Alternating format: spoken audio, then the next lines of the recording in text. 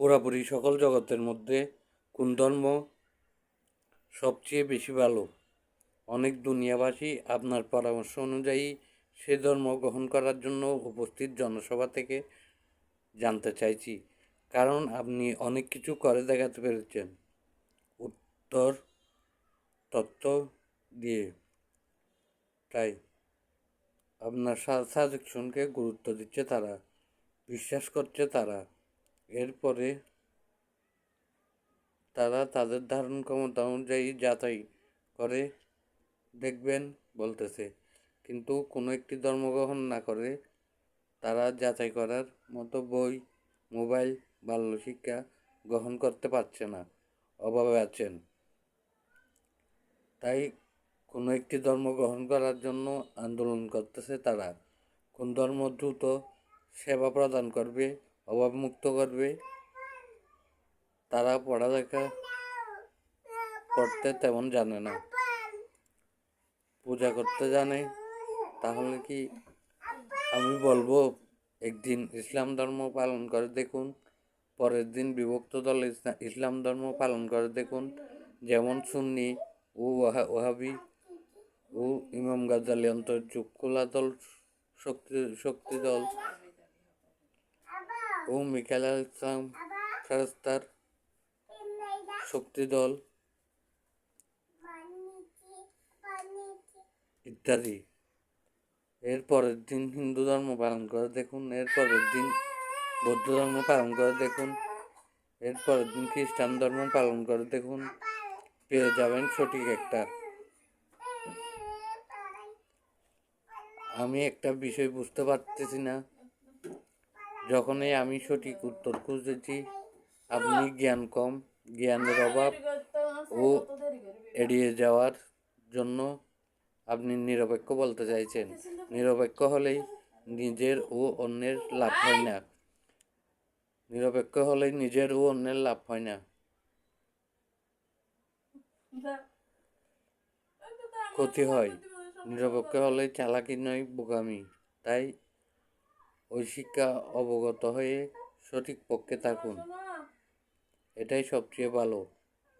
1%ও ভুল ছাড়া সঠিক পক্ষে না এসে বসে থাকার অধিকার কারণ নেই, কারণ আপনার অসততা সকলের জীবনে আঘাত আনে, এফেক্ট করে। সঠিক তথ্য, বাণীর নির্দেশনা পাওয়া সকলের অধিকার।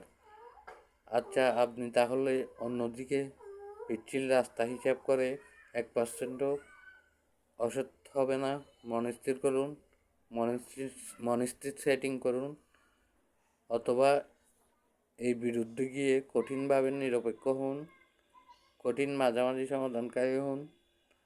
তখন একটা সেটে উদ্ধার হওয়ার সম্ভাবনা বেশি। পরিস্থিতি অনুযায়ী অনেক সময় মিথ্যা বলা অসৎ কাজ নয়, এড়িয়ে যাওয়া অসৎ কাজ নয়, সঠিক সময়ে উচিত বলা, সঠিক সময়ে উপযুক্ত কাজটা করাই সততা। সব কানে সত্যি বলতে নাই, অনেক সময় অনেক কিছু হালাল হয়ে যায়। কোরআন শরীফ, হাদিস ইত্যাদি কিতাবগুলোতে সব কিছু পরিপূর্ণ ঠিক সমাধান বলা নাই। তাই বলা হয়েছে, যখন তোমরা নতুন কোনো বিষয়ে সমস্যার সম্মুখীন হবে সেটা 10 জন বসে মাশওয়ারা করে সিদ্ধান্ত নাও। নবী মরে যাওয়ার পরে তৈরি ধর্ম নিয়মগুলোকে বেদাত বলে। কিছু বেদাত আছে ভালো, কিছু বেদাত আছে খারাপ। যেমন একটি সময় ছিল মোবাইল ফোন ব্যবহার করা হালাল হবে নাকি হারাম হবে, মাশওয়ারা করে হালাল ও লিগ্যাল হিসাব করা হয়েছে। আমরা তখন থেকেই আজ পর্যন্ত বেঁচে আছি ও দেখেছি। কারো ক্ষতি করব না। আমার জানা মতে আপনার বুঝ ক্ষমতা, ধারণ ক্ষমতা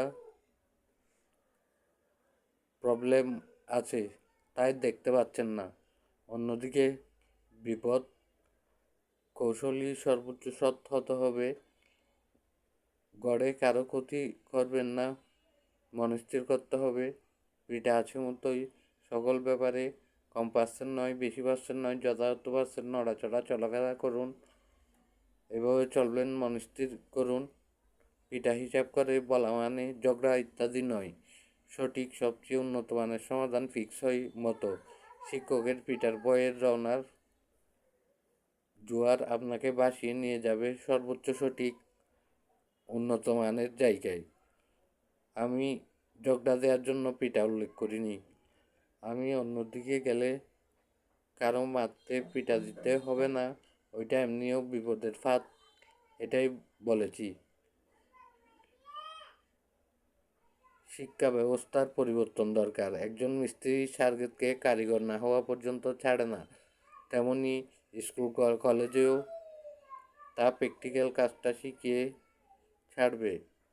ক্লাস 3 এর পর লক্ষ্য নিতে হবে, সে কি শিক্ষিত হবে সেটাই শেখানো হবে। তখন ফেলনাবের কুরবানি দেখতে হবে না, কম নাম্বার পেয়েছে তাই ভালো চাকরি পায়নি, কুরবানি দেখতে হবে না। অভিজ্ঞতা থাকলে তাকেও সার্টিফিকেট দেওয়া হোক, একাডেমিক সার্টিফিকেট দেওয়া হোক, কারিগরি সার্টিফিকেট নামের কম উন্নত সার্টিফিকেট দেওয়া বন্ধ হোক। পরীক্ষায় পাস করিয়ে দেওয়া হোক, কারণ চাকরি জয়েন করেও দেখে দেখে শিখে ফেলে, এভাবে চাকরি দিয়ে শেখানো হোক ও বিভিন্ন সকল কাজকে সহজ বানানো হোক। ধরুন একটি মোবাইল ফোন পার্টস গুলো বসালেই উড়ে গিয়ে